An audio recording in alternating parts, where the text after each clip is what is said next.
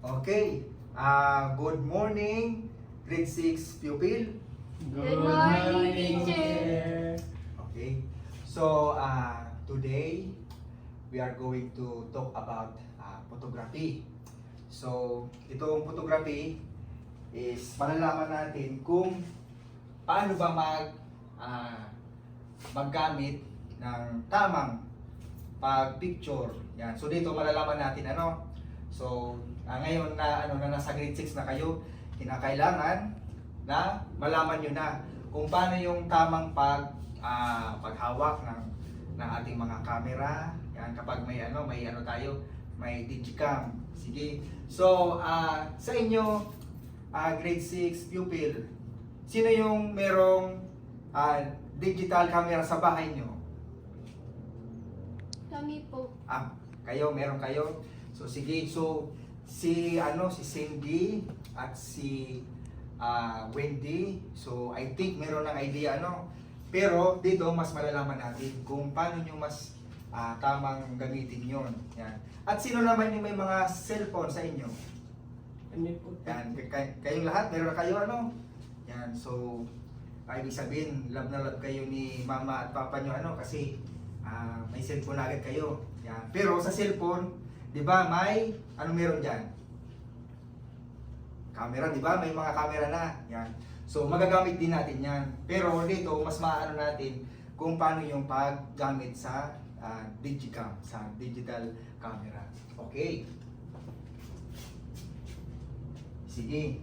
So dito sa sa klase natin, so bago tayo mag-proceed sa pinaka-lesson natin about photography, so ito yung classroom rules natin. Okay? So, number 1, ano yun? Gerald, pwede pabasa? Si Gian. Ano yung number 1? Listen carefully. Yan. So, dito, kinakailangan makinig kayo kay teacher. Number 2, Jerry, ano yung number 2? Be kind and respect.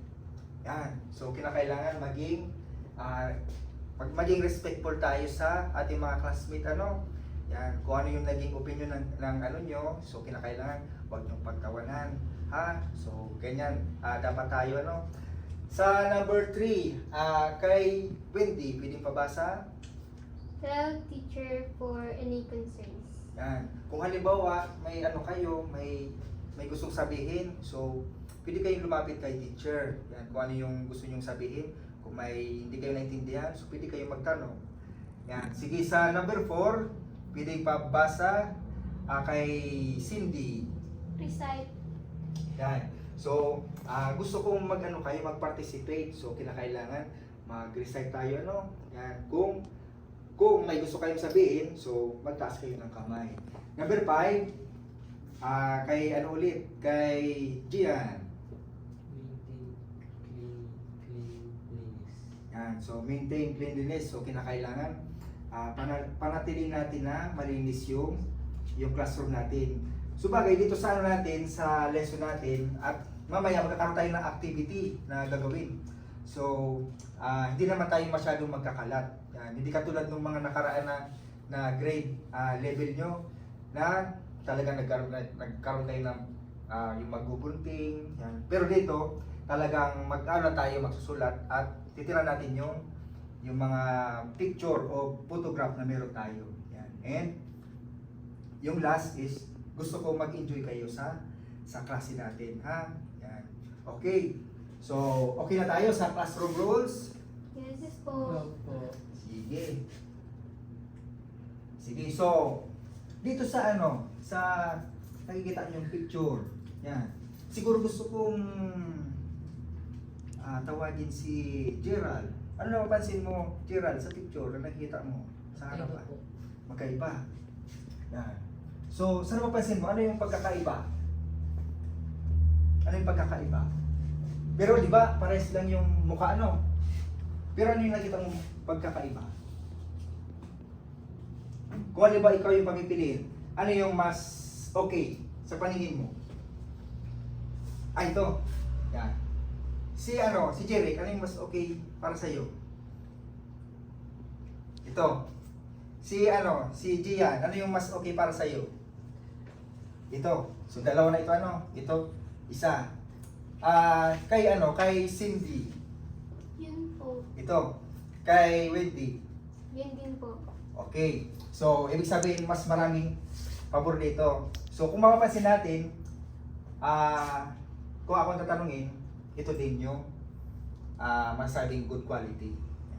So, mayroong dalawang makikita tayo dito, yung low quality and high quality. Yan. So, Gerald, siguro sa napansin mo, siguro mas ito kasi parang mas original yung mas original yung picture. Yan. Pero dito, ito nag-enhance na. Yan. So dahil yan sa photography. Yan. Sige. So another picture. So ano yung napansin nyo? Din. Grade 6 pupil. Ano yung napansin nyo? Kung halimbawa sa inyo, alin dyan ang pinakamagandang kulay o pagkakakulay? Alin dyan? 1, 2, or 3? Number 3 po. Number 3. Sa'yo, Gerald? Hindi po. Yan. Okay. So kung makikita natin, ito yung pinaka magandang quality, di ba? Yan. So ito, medyo medyo malungkot. Ito naman, parang okay lang, pero ito ang pinaka the best. Yan. Okay. So, yan. Pero bago tayo magdako sa steps para sa photography, so gusto ko kayong tanungin, ano yung sinasabing photography? Sige, kay Wendy, okay lang pasulat sa sa pisara yung word na photograph. Yan, photograph lang. Photograph po. Oh, photograph.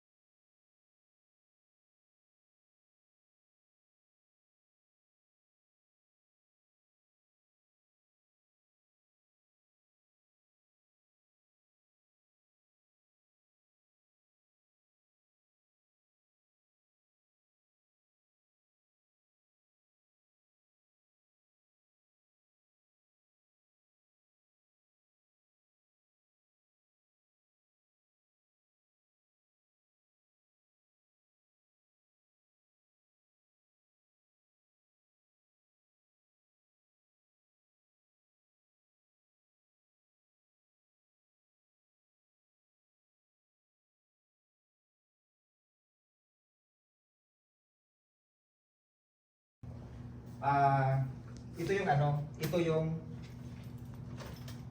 camera. Yan. So, siguro ganito yung camera na meron sina Cindy. Di ba? Cindy, ganito din yung ano nyo, yung camera nyo sa ano, sa bahay nyo.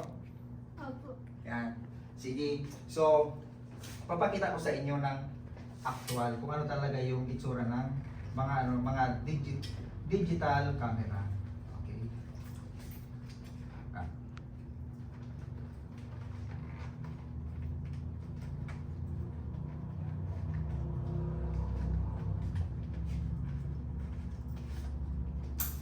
Okay. So kung maano natin, so ganito siya ano, ito ang type niya. And ang bawat camera, meron siyang iba-ibang mga settings. Yan. So ang gagawin lang natin, parang i-analyze na din natin kung paano siya gamitin. So ito naman, ito ang ano niya, ito ang on niya na dito. Yan. So ito, kasi kayo grade 6. So ang dinala kong camera is yung tama din sa edad nyo. Yan. So ito, pang siya, pang grade 6 siyang camera. Yan. Yung mga malalaki na, yung mga tawag doon? Yung katulad ng Canon, kung familiar kayo sa Canon. So talagang mga pang na yun, pang professional na yun. So ito, kaya nyo ito maintindihan. So ito yung tinatawag na lens. Yan. Sige. So ilang lens meron ang tao? Grade 6, pupil. Ilang lens meron ang tao? Yan. Ilan yan? Ilan? Dalawa. Yan, dalawa. Yan, di ba? Dalawa. Ang camera, itong camera, ilang lens meron ang camera? Yan, isa. Sige. So, pili magkano muna tayo? Tayo muna tayo. Yan. Grade 6. Yan, sige. So, kung ano yung sasabihin ni teacher, sundin nyo para mas maano natin, mas mag-gets natin kung ano yung lens. Yan, sige. So, halimbawa, halimbawa is mirror image ako. Kung ano yung gagawin ko, ibig sabihin, kung ang kamay ko na dito, yun din ang susundin nyo, yung kamay nyo na dito. Yan, sige. So, piling takpan natin ang, isang mata. Yan. Yan, sige. Tapos, tingin tayo sa kaliwa natin. Yan. Tingin tayo sa kanan natin. Yan. So, para sa inyo, medyo medyo kapag isa lang ang lens, mas mahirap makakita Yan.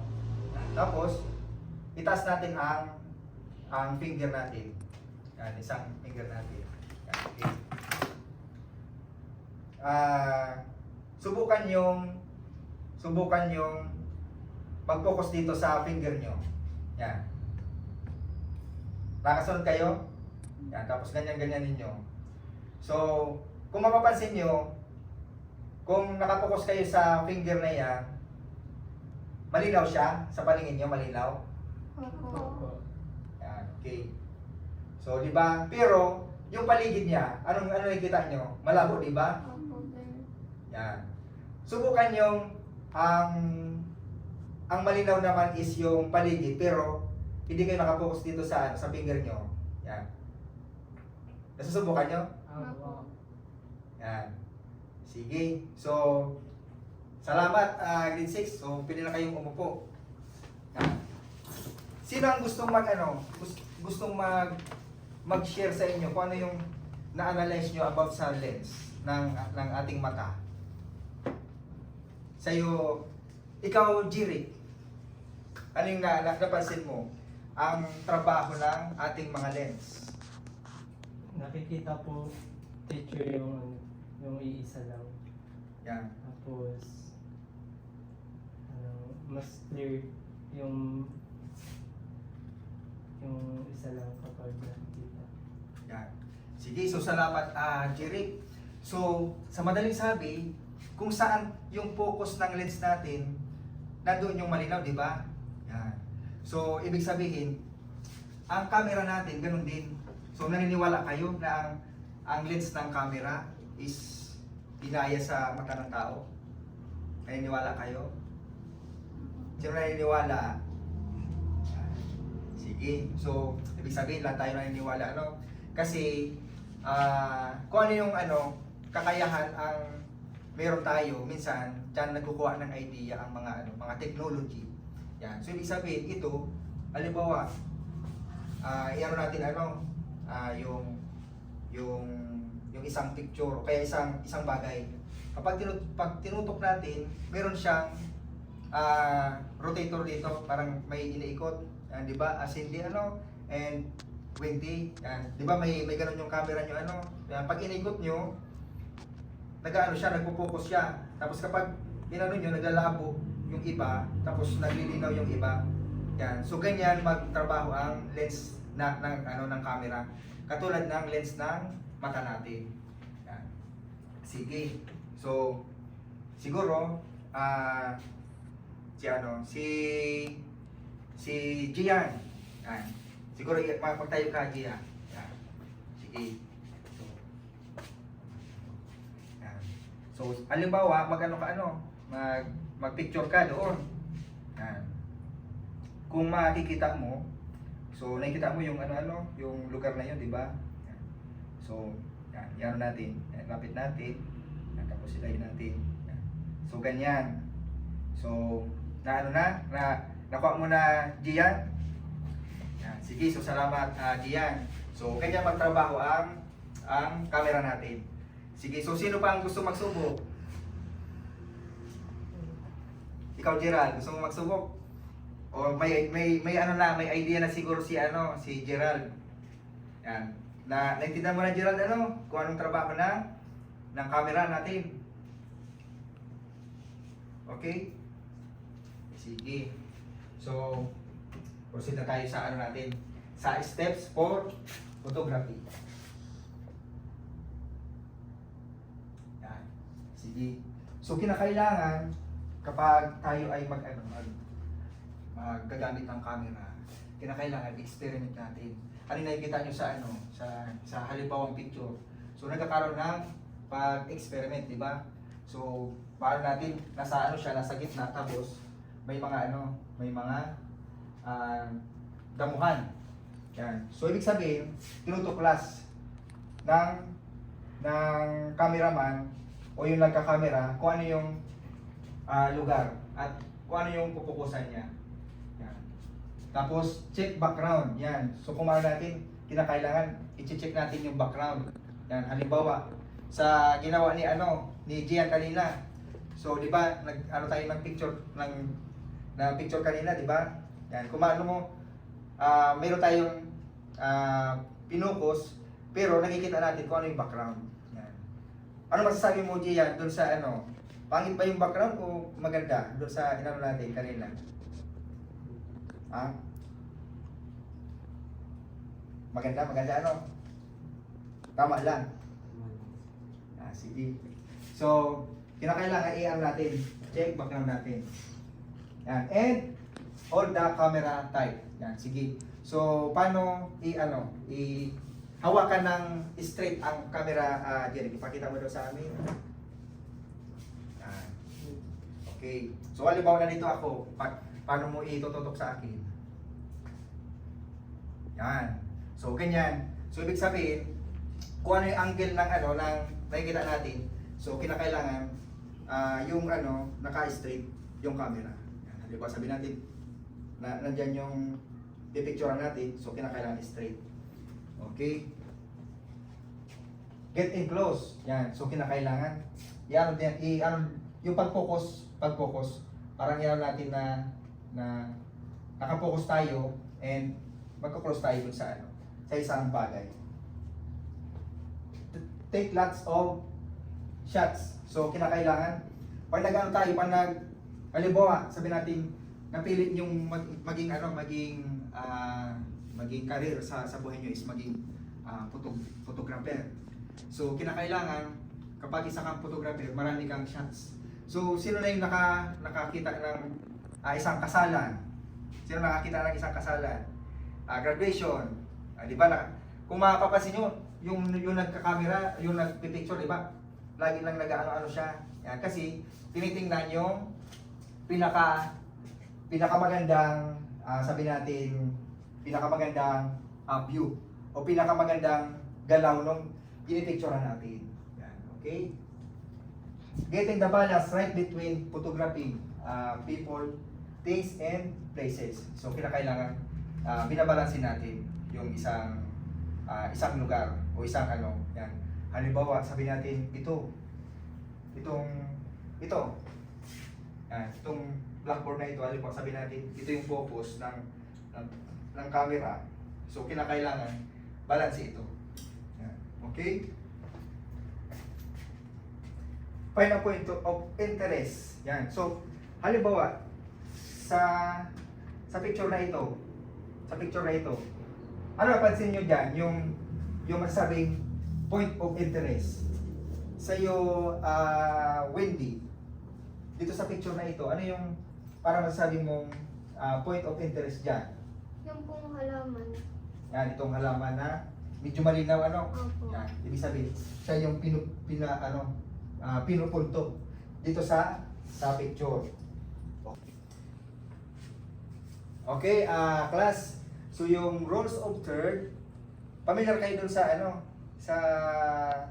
halimbawa may pinipicturean kayo sa mga cellphone nyo, yung parang may mga guhit-guhit. Napapansin nyo yun, minsan? Yung parang may mga guhit-guhit baga sa camera natin. So, yan yung parang tinatawag na rules of third. So, ito yung parang nagiging guidelines natin. Yan, kung paano yung angle, tamang angle, kung nasaan yung gitna, at kung saan yung mga gilid. Yan. So, minsan paano mo yan? 1, 2, 3, 1, 2, 3, ganyan. So, 9 siyang parang mga square. Yan. So, yan ang purpose ng rules of third. Yan. Okay? So, I think ito yung last discussion ko. So, proceed tayo sa story time. Okay. So, grade 6 pupil, natatandaan niyo yung assignment ko sa inyo? Ano yung pinapadala ko sa inyo? Natatandaan niyo? Opo. Okay. So, pwedeng palabas ng mga picture na napili nyo. Okay. So, ngayon magkakaroon tayo ng activity. So, nagdala si teacher ng mga papel para maging sulatan nyo. Okay. So, diyan sa mga picture na napili nyo, isulat nyo kung ano yung story behind. Yan. Kung ano yung kwento diyan sa picture na napili nyo. Yan. Ano ang meron diyan? Yan. O kaya ano yung pagkakaintindi nyo at ano ang interesting kung bakit yan ang napili nyo picture. Yan. Sige, so ito sa iyo, Dihan. Ballpen mo. Gerald, sa iyo ito. Ballpen mo. Jerry, ballpen mo. Cindy, ballpen mo. And Wendy. Okay? So, siguro okay na ang kahit 2 minutes. Yan, sige. So, mag-start na kayo.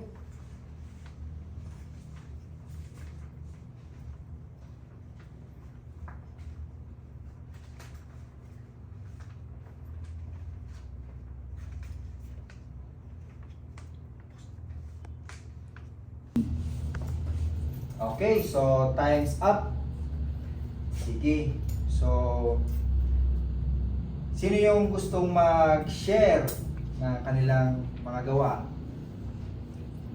Sige, pwedeng pataas ng kamay yung gusto mag-share. Ay, okay, Cindy and yan, okay. So, siguro mauuna si Cindy. Pwede pa-share mo dito sa harap yung iyong napiling picture at ano yung istorya behind sa napili mong picture. Sige.